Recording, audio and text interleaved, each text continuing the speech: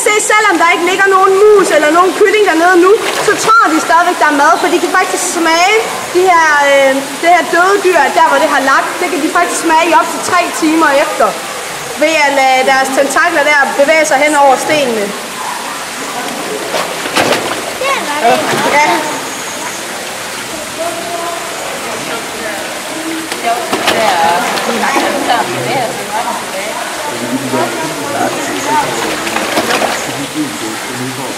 Kan I se?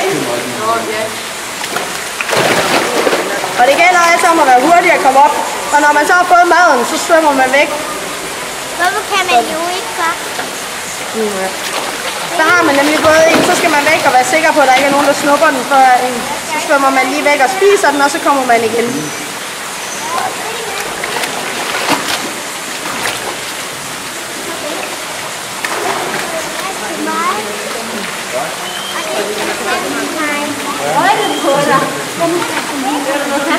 Den sætte?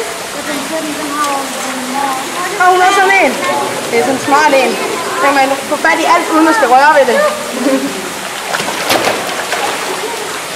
Man kan også godt få fat i musens hoved. Og man kan tage fat i musens hoved. Det kan man sagtens. Men der er cirka 14 ålemaller hernede under. Så det er altså mange, og det er nogle ordentligt store nogen.